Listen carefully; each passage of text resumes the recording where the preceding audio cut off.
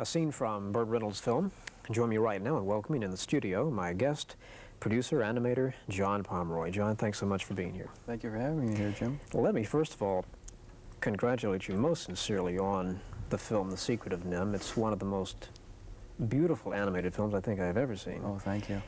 And it's said that this movie goes back to what is known as classical animation. Now, just really, what does that mean? Well, classical animation is a type of art form that evokes images where you're not aware of the artist. We try to pay explicit attention to detail and take exceptional care with all the movements so that these personalities that are on the screen are absolutely real and convincing. So you're not aware of the artist, hopefully, 5 minutes into the picture. Mm-hmm. And the illusion of life and the attention to detail, so you've created a environment, an illusion that's so real and captivating, the audiences are sucked right into it and they perceive it as a real world. Mm-hmm. All right, now how does that differ, and it obviously does differ from the material we've seen on Saturday morning television for the past number of years? Well, in Saturday morning, that's an answer to an economic problem. What will happen is a producer will make a bid on maybe 12 shows and receive $85,000 a piece for each show and maybe have to get it out in 2 months. Well, with that kind of schedule and budget, you know what the animation is going to look like. You're going to get very flat cardboard figures that are going to move their mouths up and down and move like little mannequins on the screen. Whereas in classical animation, the budget and the time allowed will enable the animator to exercise his acting ability, to do study and do research on each one of the characters so they're absolutely convincing in their movements. Mm-hmm. You have referred to an animator really as an actor with pencils, that's haven't right. you? Yes, absolutely. And that's in essence, I think, what this film is all about. Before we talk any further about it, I'd like to show those watching a brief scene from it. What are we going to look at? We have a clip here from the owl sequence. This is a situation in the story where Mrs. Brisby seeks the help of someone to help her move her son, and she's told to visit the great owl who lives in this mythical forest near the animals. So she visits the owl, and the owl, the voice is done by John Carradine, the old patriarch of Hollywood, and he gave us terrific dialogue readings, and it was a very, very fun experience because this is one of the first characters I was able to animate on the picture. Mm-hmm. And we wanted to make an image of an owl that you've never seen before, and I think we were successful in doing that. Well, let's take a look. Okay. Here's a scene right now from The Secret of NIMH.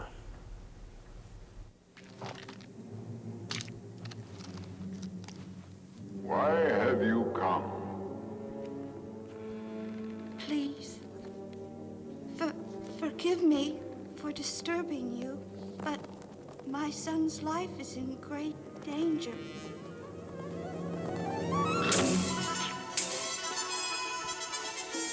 The plow has come early this year. Move your family.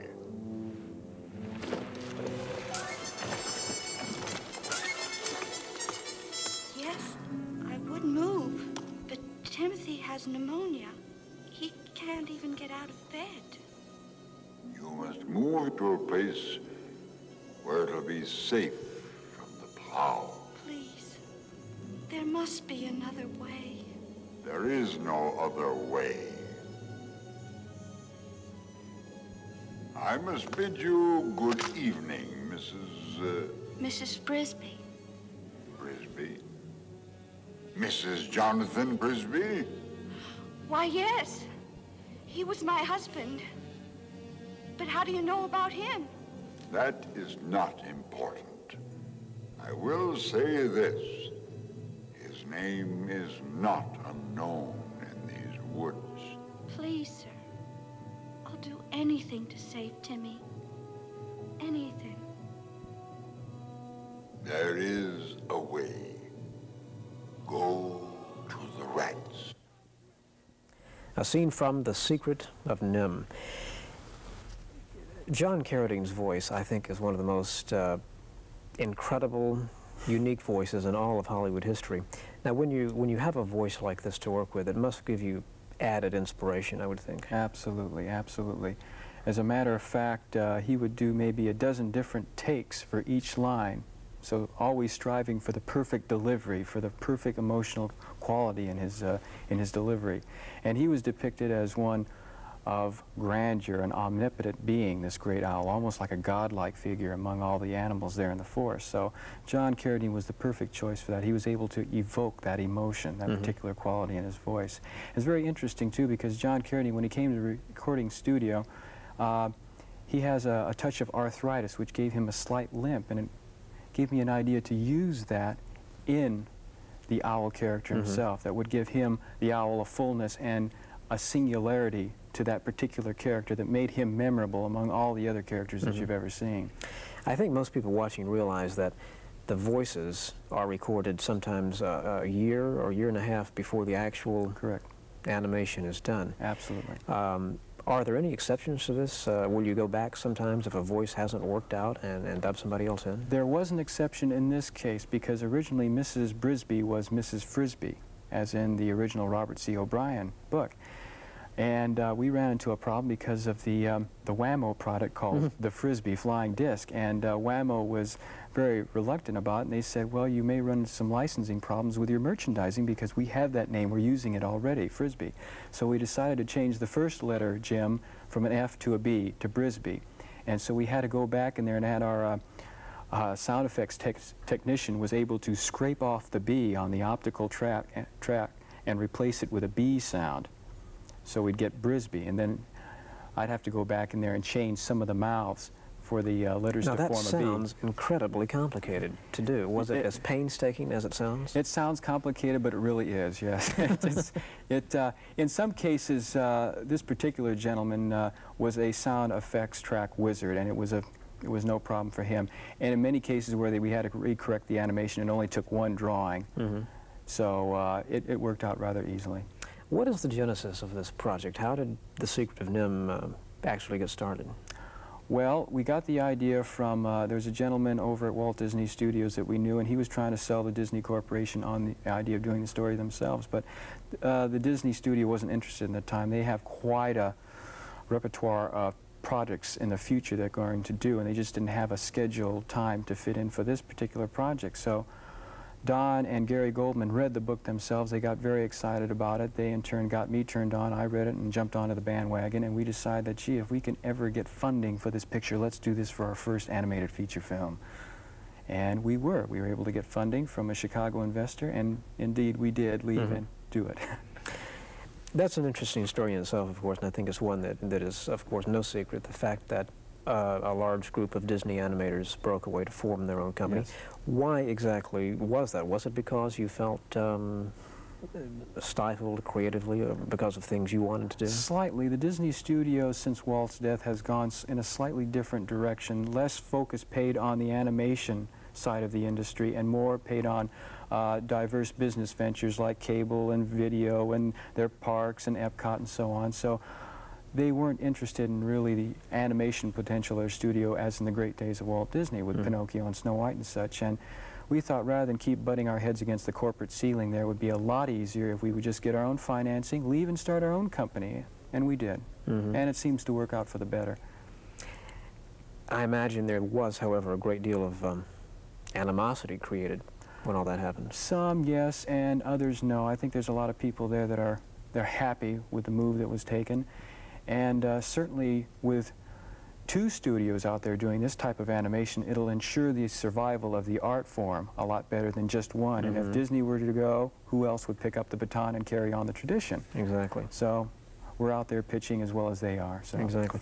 I won't ask you to make a comment against anybody else in the industry, but I am glad to see there's somebody other than Ralph Bakshi who is making animated films, because while I think Bakshi does perhaps some interesting things, I'm not exactly in tune with his type of work, I suppose. What Bakshi has tried to do, in a way it's a courageous move on his part, because he's tried to take the animation, full animated features out of the kiddie market and put them on an adult level.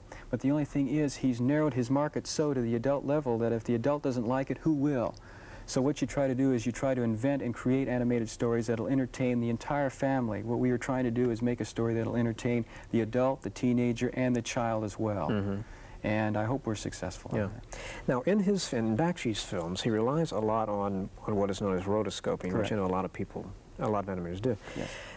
Could you explain that process and how what you do differs, if in fact it does? Well, in basic rotoscoping, what happens is live action is shot simulating the scene that's going to be used in an animated film. And then that action, the live action footage, is transferred either to rotoscoping photostats, where they are traced onto cells and then painted. So it's a literal interpretation of what literally happened in the live action. Mm-hmm. In our particular case, we're going to be doing our next film using live action characters, but we're not going to be using rotoscoping. We will use what's called live action reference, where the animator will study the footage and then interpret his own idea of the action for the animation. So it's not a literal translation. We push it, make it a little more fluid, a little less jerky, because rotoscoping tends to look very mechanical. It'll look like a waxwork dummy or a mannequin moving across a stage if you're not careful. I'm almost tempted to call it cheating in a way, but that's not really accurate, is it? Well, in a way, if it is cheating if you use it as a crutch. If you use it as a reference, it's a tool. There's a big difference. One of the outstanding elements of The Secret of NIMH, aside from the, as I said, beautiful, beautiful animated work, is the music by Jerry Goldsmith. Absolutely. And I have a great admiration for this man's work. In the past, he's done some remarkable scores, so I must ask you, what was he like to work with on this film? Sensational is the only word I can think of. It was almost like a family atmosphere. Jerry took to our organization like a fish takes to water. And I guess working on this particular film offered him a challenge in that he had never done an animated film before. I mean, he's usually been involved with many of the science fiction dramas that you've seen, like Star Trek, Alien, and Outland. And so this gave him an opportunity to do something he's never been able to do. And in that, it was sort of like for him composing an operetta, in that each character had their own distinct theme. Jeremy has his, Brisby has hers, Justin and Jenner both have theirs, and so does Nicodemus and the Owl. So it was a terrific opportunity for him.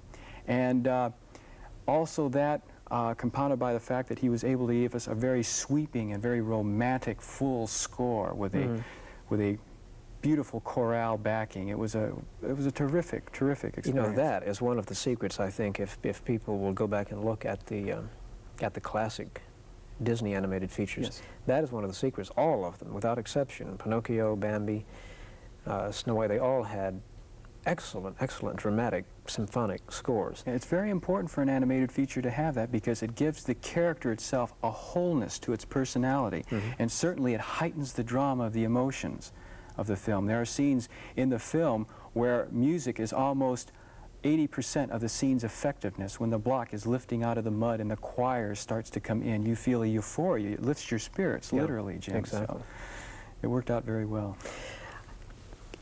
In the production of an animated film, is there a particular part that is most difficult for the animator? Well, the most difficult part in the making of an animated production is the story, the concepts that you start out with, and the characters that you invent that people your story. You have to obey certain basic story principles. You know, your story must have a basic beginning, middle, and an end, and you must have characters in there that you care about and root for, and you must have audience identification. So the animator's responsibility is to graphically interpret these words of story and script into graphic forms and symbols so that there is audience identification, so you know what Brisby is all about. You feel her as a mother, and you feel the love for her children. You enjoy and you can understand the awkwardness of Jeremy the Crow, or the godlike imminence of someone like the Great Owl. And hopefully all of these things are graphically put together to make a good whole statement. It's interesting in that in an animated feature, when you have someone else who has done the voice and you, let's say, are creating the visual counterpart, you have to be in sync with that voice. Now, I wonder if it happens that an animator just can't quite get a handle on a particular voice he's hearing, and will have to say, I'm sorry, I just can't get a grasp on this one. Or is it ever that tough? Sometimes it gets that tough. You know, the voices are recorded up front, and then the character animation is applied to the voice dialogue. And there are times when it's hard to get a handle, as they say, on the character. But if your voice casting is effective enough, usually you just sail through it without a hitch, you know. And we were very fortunate with this. I mean, we had Dom DeLuise as Jeremy the Crow, Hermione Baddeley as Auntie Shrew, who was terrific. Peter Strauss, who's never done an animated feature in his life before, doing Justin, the heroic rat. Paul Shenar as Jenner, and Arthur Malet as Mr. Ages. And each of these people have a long background in live-action films. They were established actors, and they gave us characters to work with, gave the animator terrific material to work with, and we always feel that an animator is only as good as his material. Yeah. So we didn't have too many problems with trying to get a handle as far as the animator on the characters. Yeah. It's worked out pretty well. Our time has gone by all too quickly. I want to thank you, John, for coming by and talking about The Secret of NIMH, and again congratulate you on it, because it is a remarkable motion picture, and I want to urge everybody to see it. I think you and Don Bluth Studios deserve a great round of applause for this film, and much success with it. Thank you, Jim. Thank you. My thanks to John for being here, my thanks to Burt Reynolds, and thanks to you for watching. Until next time, good night.